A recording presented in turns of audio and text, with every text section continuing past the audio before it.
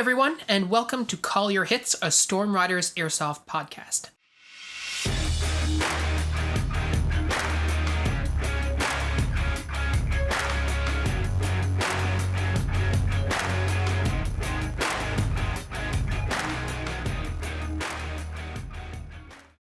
Thanks for joining us, everyone. Today, I'm joined by another member of our community, Matt, aka the Storm Wizard. Matt comes from the West Coast of the United States, and he's got a really unique and fun approach to airsoft, which is what got me interested in talking to him. And he's got a really cool background as well. So I'm really thrilled to have you with us today. I'm really glad to be able to have this conversation. Thanks, Phil. I'm really looking forward to it. I love airsoft. It's so much fun. And it's like something I've done for so long. Like as a little kid, right? I played a 13, 14-year-old with some springers in the backyard, and then coming back literally 20 years later to find the sport so advanced. It's really, really fun and interesting. So you started that young, hey? Airsoft was already on the go when you were, I'm guessing we're roughly the same age, right? So yeah, it was literally, let's see, it was 20 years ago. It was early 2000, right? My little brother and I both got a pair of like clear spring Desert Eagles. Nice. And we pointed each other across the yard, and there were some larger ones. Like we had a spring shotgun and some other pistols, and like an LP AEG, right? The little bitty handheld. It would look like a baby MP5, and it was perfect for like our backyard shenanigans, right? And then we fell out of interest with it. We became older teenagers and learned about girls and all that stuff. Yeah. And then later on, after I got out of the Army, I was just waddling around some day, and someone's like, "Hey, do you want to go airsofting?" I'm like, "Yeah, let's go airsofting. That's great." And I did it with a bunch of work dudes, and now it's my hobby of choice. So how long ago would that have been that you sort of picked it up again? Oh, let's see. This is 2022. So, it's been a minute now. I started up again probably 2.5 years ago. I was working at a Toyota dealership, and just one of the guys is like, "Hey, everybody, you want to pay $20 and go rent this place out?" And we did. And I had a blast. And there we go. That's awesome. So in the community that you play in now, like, do you have like a lot of different fields? Is it a very large community? Like how is that for you guys? There's one field that I usually play at. There's 3 others within reasonable driving distance. I would say like an hour and a half, 2 hours at most. And then we have the 1 outdoor and the 2 indoors, or 3 indoors rather. And I've never actually played at the outdoor. So I've only ever done CQB and some slightly longer range CQB in a very large warehouse, but never a true outdoor game. Right on. So you talk about that gap in time, that period in time, and you mentioned that you were in the Army. So how long did you serve? I did 8 years in the U.S. Army as a medic. I was enlisted in 2008, right in the middle of Afghanistan and Iraq. So there was a lot of stuff going on. I deployed to Afghanistan twice in the end of 08 to 9, and then in 11 to 12. Okay. And then after I got out of the Army, I became a mechanic, and that's what I've been doing for the last 6 years. Awesome. So when you saw airsoft, was there an appeal to you, an appeal for you there, like based on your previous history? Is that something that you connected the dots on? Yeah, like there was obviously some things that, like, they handed me the M4 rifle replica, right?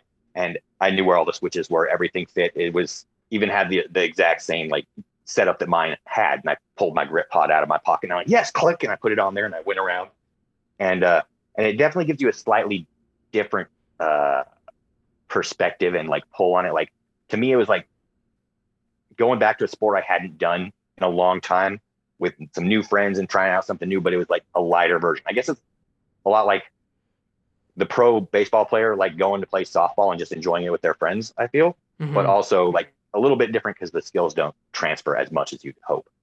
Yeah. So actually that's a question that I had for you. Like, what did you find did transfer, and what was just like completely like out of left field for you? Well, obviously, like weapons manipulation is a big one. That's the easiest thing in the world for me to unload an M9 or an M4 and reload it and be ready to go again and have the magazines. Like I started out with my chest rig where it is. All right, I have a vest. I have a full plate carrier set up just like my body armor back in the day, where we had the 3 pouches and we were all dressed, and we all had everything set up the same. So that's where naturally I put my magazines when I started out again. And I just got whatever plate carrier I got caught up in, like everything, the world ending at some point in my life. I have my own civilian plate carrier. I've got plates, and So I pulled the plates out. I put training plates in because I wasn't going to run around with an extra 20 pounds for no reason. Mhm. But it, as you know, it affects the fit of the vest. Yeah. And so I set it up originally like I had set up everything in the military. I tried to put my pistol up here and then have my pouches here and then my grenade up here. And I hated that, honestly, because it was set up for a right-handed infantry soldier in the 10th Mountain Division. And that's what, like, I'm not, right? I'm Yeah. not in the Army anymore. I could set up things my own way. And so once I got comfortable, like with just adjusting a little bit, then everything felt natural again, like right as rain.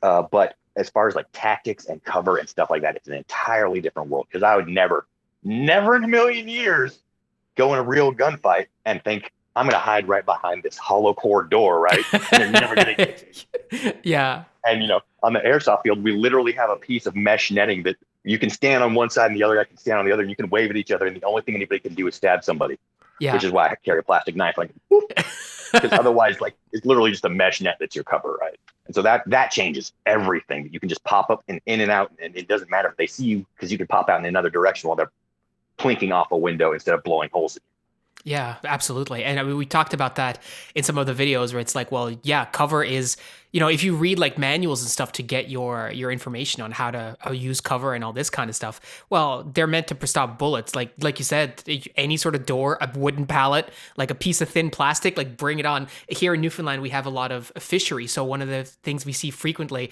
I know in the States, like you might see like wire spools. Here we see fish tubs, like these large plastic fish tubs that they've used to pack in ice and fish and stuff like that. Yeah, that's great cover. I don't know that I would do that in real life. Not that I have any experience, but for airsoft, it's awesome. And it's like chest high, so you don't have to like go pro, and you just sort of tuck down behind it. Exactly. So I guess one of the things that was interesting when we got talking is like, some people, when they get out of the service or what have you, or even when they're in the service, they look to replicate sort of their experiences with airsoft. And that's not at all the direction that you went when you started playing airsoft, right? And we talked about that a little bit, but I mean, it's interesting to me that for you, it's been like CQC and just, I guess, for lack of a better term, like fooling around, right? Having a great time. Yeah, because it is CQB. My first thought was that camo wasn't going to be especially helpful. It's a warehouse we usually play in. Camouflage does not come into it. We all use flashlights. We all have tracers. We all have IR or light up indicators that we're wearing, right? Mm-hmm. Camouflage doesn't come into it, but still people wear multicam, or they wear, my team likes jungle stripe. I do have a set of jungle stripes, and I do have a set of multicams for when we do team stuff and want to work together. But in the meantime, I didn't see any reason why not to wear my most comfortable clothing or stuff that I really enjoyed, being me in. Mm-hmm. Now, the thing is, I don't make any choices that affect my combat effectiveness, right? Mm-hmm. I've never carried, or like, I got the shotgun because it was interesting, but I don't like put a bunch of stuff hanging off of it because it might actually get in my way, right? Or I make sure that, I love my Hawaiian shirts, but I need to make sure I can get my pistol belt over it properly, and it's not going to hang up and cover any of my gear.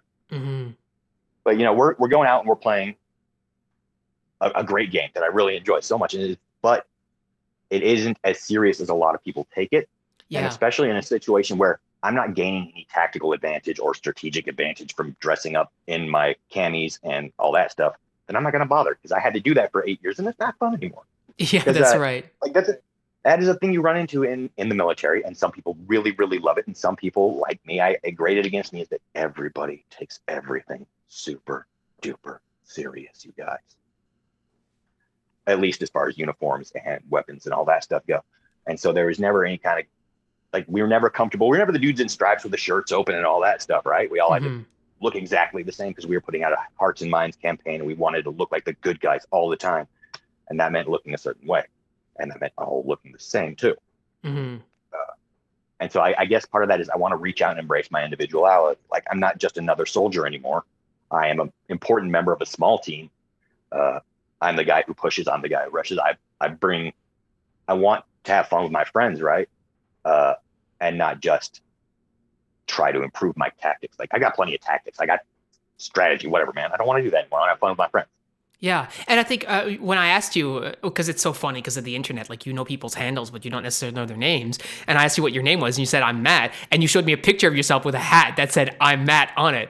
And like, that speaks volumes, I think, to, like, just embracing who you are, number one, but also, like, if you're Matt, then people can come talk to you, right? Like, it's not this like, oh no, he was in the army, he's super serious, like we can't, I'm not, you know, and this real mentality of like, I'm not cool enough to talk to that guy. Yeah, I mean, there are like that is something you sometimes have to break down, especially like there'll be younger kids there, and they hear from the other guys like, oh, that guy is a vet, and he did real stuff back in the day, and they're like, oh, dude, you seem so cool. I'm like, nah, dude, I'm just a dude. I did a job. It happened. Now I just want to go shoot you with some plastic, and you shoot me with some plastic. It'll be great. Hmm.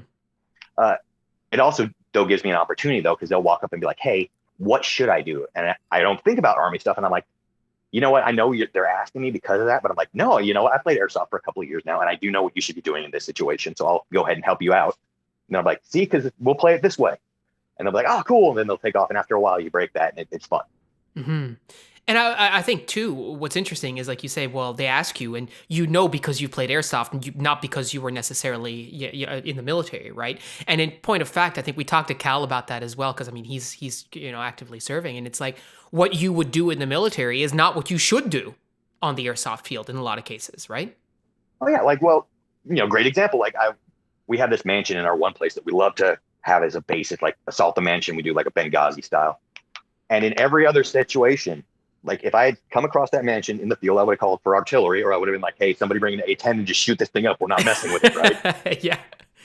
But instead, we get to have that no man, that last man climb the hill scenario where we're throwing grenades and getting blasted, and everybody's having a great time though. And so that's entirely. I love that. That's one of my favorite parts is just how silly it can get, and everybody lives their favorite war game scenarios, right? Hmm. So when you say like you haven't played at the outdoor field where you play, have you done any larger games like milsim games or? I haven't yet. No, it's something I look forward to doing. And to be entirely frank, when I first started listening to your podcast, it seemed odd to me that you guys were talking about full auto so often because nowhere in California lets you full auto. Really? Nowhere that I've considered playing it that I know of, except in like special rounds or with dedicated machine guns Hmm. and at certain minimum engagement distances and all that, and only burst fire. And so when you guys were like, yeah, when I go through all this ammo, I'm like, how, dude? I go through like 700 rounds in like 4 hours. I'm like, oh, okay, that makes sense now. Yeah. Well, to be fair, I just shoot a lot. I don't use full auto. I just use semi, but I just pull the trigger a lot. Now, other people, they use, well, for us, like we've talked about, like at our field, if you have full auto, like fill your boots. And it's kind of cool though, because I think for people who are just starting out, especially like younger kids, get them like they're using like a rental gun that's like, not upgraded at all. It's stock. It's poor thing is barely run, like holding together. Right. And you're saying like, flick it to, they're shooting like .2s and you're like, switch it to auto and just let her rip. And they're like, oh my God, this is the best day ever. And like, they're not hurting anybody, but it's, yeah, I can see that being sort of a miss, like if they didn't have that. But yeah, I can understand both ways too. Yeah, I could actually see that working a lot because as rental gear is atrocious, and there will be a lot of times when somebody you can see them starting to like in the second or third round. We only run like 20-minute matches, right? In the second or third round, you'll see somebody starting to slump. You'll be like, hey, dude, what's going on? They're like, oh, my rental gear, dude, and like you just swap it out, and you can see their whole day change, which is like I guess the same thing. It's like instead of an auto switch, I have to let them use my good stuff. Yeah. Yes. So I mean, it's interesting though. What coming back to like what you were saying about like your individuality and people not taking it too seriously, and I really like what you're saying about like not letting it interfere with your ability to perform, but still just understanding what are the things that what I don't need to be doing this. It's not getting me any advantage, or conversely, it's not giving me a disadvantage to do it that way. Was that a trial and error thing for you, or did you just decide one day, you know what, Shag I'm doing it? Well, no, like from the very beginning, when I decided I was going to be silly, I decided it was not going to impact the way I played because I had my partner from Toyota, who is the one who got me a bunch of other stuff. Anyways, my best friend, and we went and played together and formed a team, Leadville 6mm, and kind of inside stock and joke, but anyway.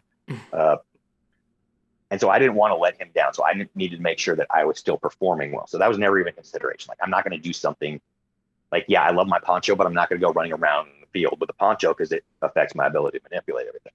So everything I do is either just entirely cosmetic or it has a minimal impact on like my effectiveness. Like instead of a ACH or a fast one or anything, I have a Polish M27 helmet, right? That's awesome. Or a P27. And like, because I was going to wear a helmet either way.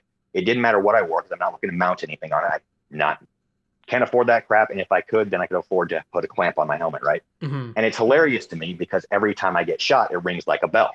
And Yeah. I think that's the funniest thing in the world for me, right? And I'm like, he shot me in that. Off I go. Uh, but there was a period of time where I had a bad setup of scope mount and scope, and I was whacking the helmet a lot. And so it would just ring and annoy me a lot. And I seriously considered giving it up until I realized what was going on with my scope. Hmm. Point is, I love my helmet, but if it got in the way of me performing well, I wouldn't wear it. Yeah, absolutely. And I think it's interesting that you can do that and still have sort of the silliness. Like, I mean, we often talk about like the camo effectiveness and gear effectiveness and stuff. But like, you also have to know your field, and you have to understand like when are you going to have fun. And I mean, I've worn Alpenflage, and like we've talked about before, that stuff is useless here in Newfoundland. Like, I mean, we don't have red, we don't have close to red in our terrain. Like, it's it's brown and green, and that's basically it. Like, we wore multicam for years, and it was just like you might as well be wearing a lighthouse. Like, it's just, oh, there he is, right, no problem. So but I like this notion of like understanding where the limitations are, right? Like, being like, oh yeah, well, this is holding me back, or it's not. And taking it, you don't have to take it the full way of like wearing a onesie or whatever, where you're tripping over your feet or whatever either, right? But like, what is the weirdest thing, or what is the most unique thing that you've broken out at a field and gone like, you know what, maybe this is too much, like it's holding me back, or it was a little extra? Oh, a few times I threw my M4 on my back and carried my shotgun and threw both of my pistol belts on because I wanted to be entirely extra. Like, specifically when we were defending that mansion, and I know that's going to be my game type, I'll take everything I have and I'll just fire and throw the gun aside and then grab my next one and keep firing.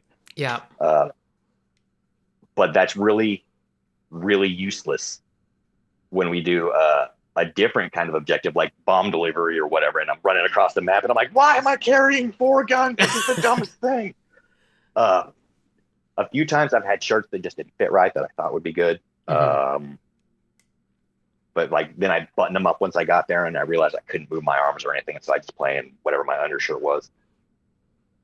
But that's about the closest to it. Fortunately, there's another thing in my background. Like, when I do my ready ups, I put on all my gear and make sure I can kneel and go supine and prone and everything and move around properly. And so before I ever get to a field, I usually realize that something's not going to work. Mm-hmm. That's a great point. And especially like taking a knee and going supine, that's not something that, I mean, in airsoft especially, like, are you really going to go supine on purpose a whole lot? Like, probably not. But I mean, you may, and if you do, you should probably make sure that stuff is not like, crank your back or something because you got a small pack or whatever, right? Yeah, and it is a very, like I said, it's a small-ish arena, but there's plenty of space to get running up to a full sprint. Mm-hmm. And when you have thousands and thousands of BBs all over the floor, that also tends with you in interesting positions. Like, I've gone to go assault somebody. As I went to turn the corner, instead I fell down, slid across the floor, shot them anyway.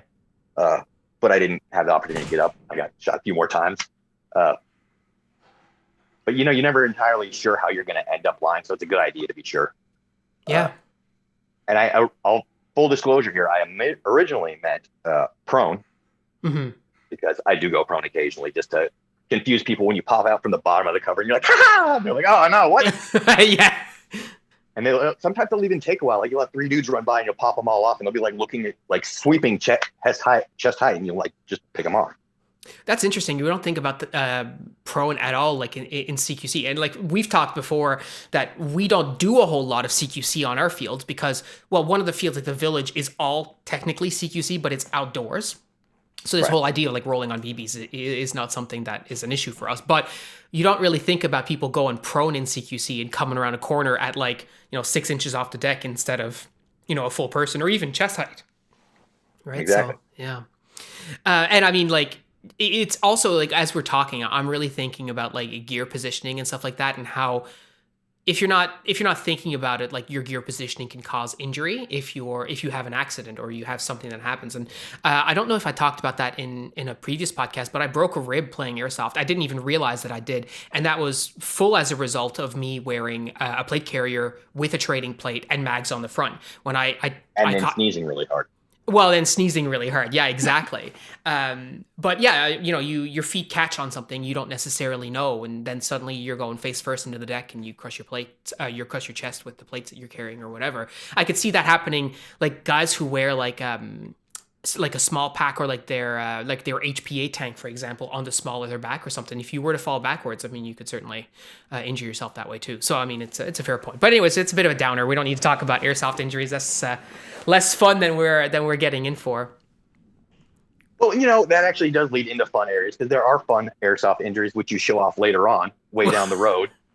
Yeah, Right? well, It's a fun story now that we can talk about your boy getting a BB in his lip or whatever, or the fact that my fingernail literally just grew back after 6 months because took a shot right here, oh no way. and like right between the nail and the flesh, so I couldn't really drain it properly, and that blood blister moved out, and I lost my nail about a month ago.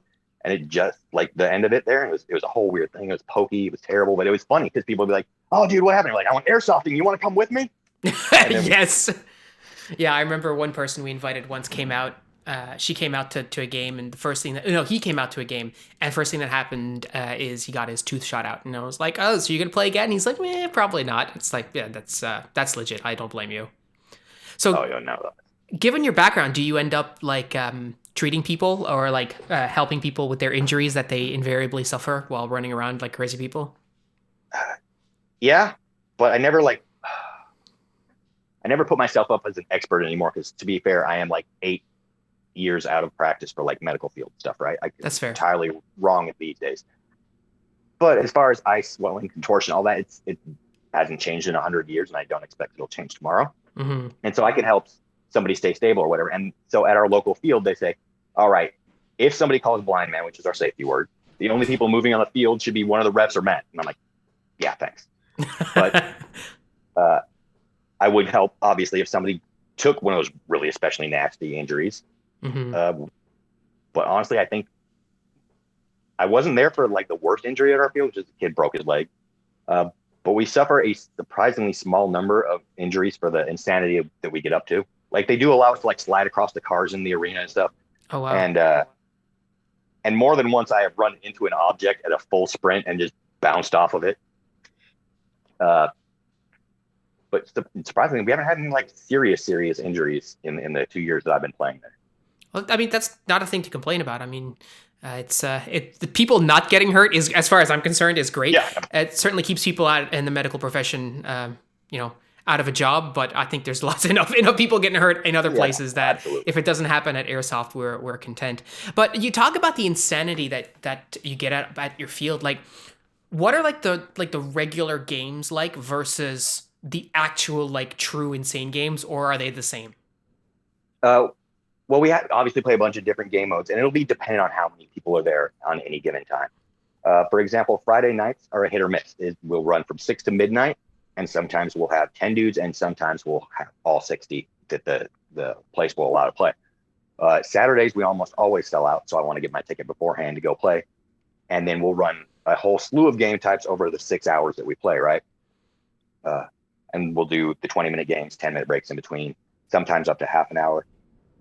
And the way they'll run it is they'll start with basic games, right? We'll do a team deathmatch just to make sure that both teams are equally set up. Or I guess they're calling it force on force now.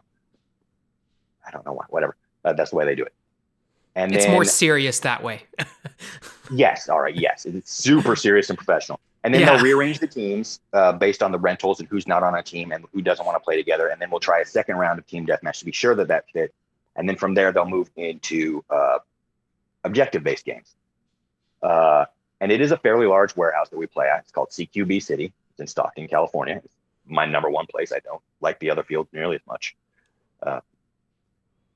And then we got some vehicles in there. There's a bunch of buildings in there. There's the mansion that I told you about, a few sniper towers, including one at the top of a chicken coop, which is my favorite place because nobody ever expects you there. Hmm.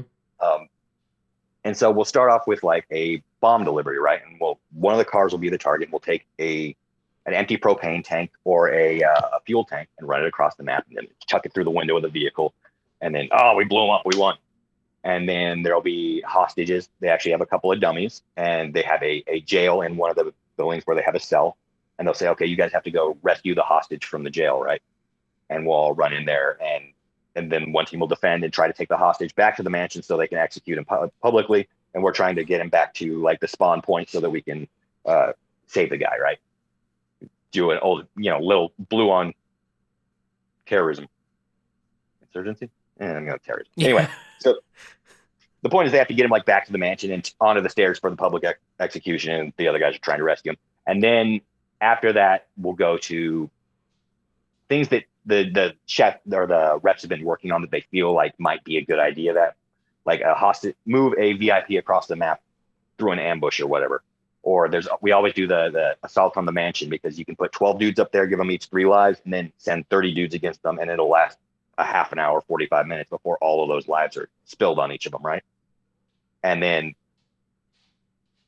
like the ones that get really crazy are like the dual bomb delivery, because then you'll have both teams like fastest dudes running across each other in the middle of the map trying to get the bombs that they inevitably get shot and drop, right? Mm-hmm. Is me and the same dude will run into each other and we'll shoot each other, and we'll go back, and then the next dude up will like go for the bomb, and there's a guy going for the other bomb, and then you got people jumping and sliding around. We have a school bus that you can go in the front or the back, which is a lot of fun because you can charge and like jump up in there really quick if you're slick. Yeah. And then suddenly you've got awesome cover for shooting everybody out the windows, right? It's hard to shoot somebody through a school bus window. Our craziest was specifically, I remember one of those mansion attack games, and I was on the assaulting team, and there were 12 dudes all in their multicam with their radios and their call signs, and they were very fancy and cool. And they held us all back for about 45 minutes until we managed to get right up against the thing. There were 8 of them left upstairs with no lives. Like each of them only was on their last live, and I chucked my EG-67, which is a pyrotechnic grenade, up through the window, and it landed right between one dude's legs, and it killed all 8 dudes in the room, and we won. Oh wow. Yeah. So what would you say, like, what is the most fun that you've ever had playing airsoft? What does that look like? What game would you say that is? For me, it's an objective game where we win, and then it devolves into force on force, because that's invariably what happens when we win early on. I sent you a video, and the very last frame of it is me going, okay, I did it. I killed him. We won. And what happened was we got the hostage, and I shot him in front of everybody, and then I threw him down. And then after that point in the video, there's still 20 more minutes of force on force where we all went, and they're like, wow, you killed our buddy. We're going to kill you. I'm like, well, let's shoot each other a bunch. And so that's my favorite is that, because then I have the feeling of a goal, right? Besides just pop these dudes because they respawn, because force on force gets tiring, right? It gets boring. I like to have the goal, but then I do like to have a little bit of just unleash on these guys without worrying about where the objective or the bomb or the hostage is. Okay. So I want to come back to like the silliness aspect of it.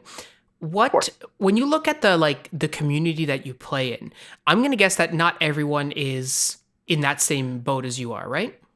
Now, there's maybe me and like 2 or 3 other dudes who occasionally will wear like a Hawaiian shirt, but for the most part, you've got the teams that are all set up in the same color. You got the speed softers with their big HPA tanks. I'm like, how do you run around with it? You look like your propane tank on your back. Yeah. And then there's the hoodie guys with their basic gear who just come to have a good time and play sports occasionally, right? I would say it's like 40% of the more serious camouflage dudes, and then you got like 40% of hoodies and HPAs, and then you got like 20% rentals, and I'm somewhere in one of those depending on how everybody's feeling. Right. Personally, I'm not a big fan of Speedsoft. We have a few Speedsofters, and you can recognize a Speedsoft at a glance at some fields. At ours, you certainly can, because they'll wear all the colored gear. But I don't think that's silly so much as a statement of speed softing. Like they'll all have your red magazines, blue magazines, which at first seem kind of silly, but then you're like, oh no, it's just a team thing, right? Right. So what would you say is the distinction between what you do and Speedsoft? I'm not a big fan of Speedsoft. They shoot a lot more than we do in just the regular CQB, and we just call it airsoft. I know there's a term for it that you guys have put out before, somewhere between Milsim and Speedsoft. But Milsim adjacent. Yeah, we're Milsim adjacent for most of it. And then yes, I look silly, and occasionally I'll charge forward with my shotgun, cranking all 10 shots out and then admitting that I'm dead, right? But most of the time, I'll take the cover and stick behind it. And even though they can see me, it doesn't mean I'm necessarily going to do something silly about it. Whereas a speed softer is going to go, I'm behind cover, and I've been sitting there for way too long, and it's time to move on. And now I got shot 1,800 times. I'm like, oh, well, I don't want to do that. Because I have played with speed softers who are forced into our situation, into the larger CQB field, and they don't like it, and I don't like running into them because they'll oftentimes come into a room, clear it with BBs. Like, they'll literally come through a doorway, yeah, and you're like, oh man, that would have been cool in speed stuff, but it sucks here. Yeah. Well, it's interesting. I think what you're talking about really showcases that, you know, people, it would be easy, let's say, for someone in my position to look at someone who's coming to the field like you in a Hawaiian shirt, and like, you know, a P27 helmet or whatever, and going like, oh yeah, the dude's a speed softer, right? And really what we're talking about is the distinction between what you're wearing and how you're playing, and that's two very different things, right? Right. Yeah, so there's another thing I wanted to ask you about, and this is sort of changing gears, but this is a question that I often ask myself, because one of the things we've talked about in the past is like hesitancy and sort of knowing when to go and when not to go, and also being concerned about getting hit. That's something I've talked about with Chris and Pat before, and like being worried about getting hit. And my assumption has always been that when you have someone like yourself who has a different background where you have been exposed to, dare I say it, real danger, right? That you're not going to be afraid at all on the airsoft field. And by afraid, I don't necessarily mean fearful, but I mean like physiologically, you're not going, oh, no, I'm not going out there kind of deal. Do you know what I mean? Is that something that rings true for you? Yeah, actually. I noticed that I move forward before most of my team usually does. I noticed that the other couple of vets we play with do the same thing usually when they're playing. When you're not actually worried about real death, the BBs are nothing, right? Like you run out and you get hit a few times, but it could also gain you a tactical advantage for your team, and then you have a win that way. And like we go out there knowing we're going to get hit, but in the next 5 minutes it's gone and we're moving on with our life, right? So no, like I honestly no, I'm never afraid of getting hit with the BBs. Maybe it's because I played as a kid. I don't know. I never had a real issue with getting hit. Like I'll lead the charge if it lets everybody else open up on the guy who gunned me down, right? And so I guess my question for you is like, so what does your thought process look like? So you're in a situation where, so obviously the emotion is not a factor, right? Because for me, like, and what's interesting is in situations where I don't think about how I'm feeling, I'm doing just fine. But in situations where I'm like, oh my God, like I'm gonna get hit or whatever, that's when everything goes to shit, as they say. But so from your perspective, like when you know there's a risk there in terms of like getting hit or whatever, what does your thought process look like? How do you process those situations? Well, I'll stop and I'll think, is there any reason for me to run out real quick? Like there's no reason for me to charge if I'm not helping somebody else move up or move an objective, right? I can sit and hold and wait for teammates because I'm not a one-man army. And that's the first thing, right? Because I'll generally, as we're doing objective delivery, I'll be way out in front of everybody else and I'll either get pinned down or killed real fast.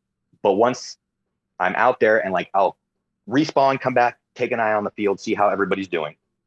And then I'm like, oh, okay, so I see these guys pinned down over here. If I can go out and loosen up whoever's got them pinned down a little bit by being a target or by causing some confusion or getting some attention, then I can do that, right? And then I stop and think, okay, I am actually a big, obvious target. They probably can't hit me from here, but if I start moving, I'm going to cause something, right? Either my dudes will move up behind me or it'll cause them to move up a little bit to try to hit me more. And that's my goal is, well, I'm having fun when the game is moving, right?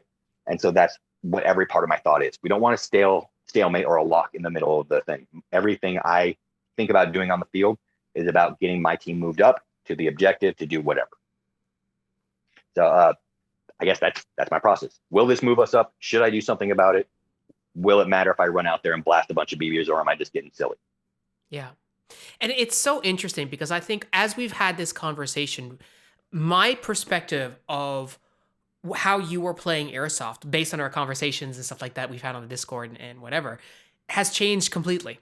Because you're always posting pictures of your, well, now gone, but at the time magnificent beard, and like your plate carrier with all your cheesy motto bullshit on top of it and all whatever else you got going on, right? Oh, dude, I'm hella moto. You kidding me? Look at that. Yeah, right. But like, so you look at those pictures and you're like, oh yeah, this guy's silly. This guy, just goofs around on the field. And it's funny because based on our conversation, like it's quite obvious that yes, you goof around on the field, but only in the context of when it makes sense to do so. And everything else that you do is actually very, it is well thought out and laid out. It's like you've got sort of and I hate the expression, but in this case, I think it does apply. There is method behind the madness, right? It's not just complete randomness. It's really interesting. Oh, exactly. Like I said, I'm out there to have fun with my boys, and I want them to have fun too. Like it's a great sport for me. I get exercise. I go out. I get to see my friends. I get to apply a skill I already have, and so I'm having the most fun when we're competing and everybody's like when it's going back and forth. One team's winning hard, the other team's winning hard. I like that. It's a lot of fun for me, right? Mm-hmm. And so, aside from the fact that I do love it when somebody says, "Hey, nice shirt" or whatever, it does give me a tool on the field that I can actually think about. Like, I am the most like obvious dude, and that gives me actually an option to be like, I can draw all the attention to a certain spot. Like the same way you can think about using a machine gunner to draw all the fire onto him. Like I'm sure you guys have used Pat in the past. Mm-hmm. Is I can go out there and you see this shirt and you see this shotgun cranking off at you at full slam fire, people are going to stop and they're going to look at you and be like, what the heck's going on over there? And then they fling a bunch of BBs my way. But that literally unlocks my whole team if they're willing to take that opening. Yeah. So and I think ultimately what actually all of this is boiling down to for me is that you can be in a very effective player. You can be even the clutch player on your team, but that doesn't mean you have to take yourself seriously. I think is the mantra here, right? Yeah, absolutely, dude. Like there are the people who, for them, it is the serious business, and they need that for them. And I'm not gonna yuck their yum, whatever blows their skirt up, right? Yeah.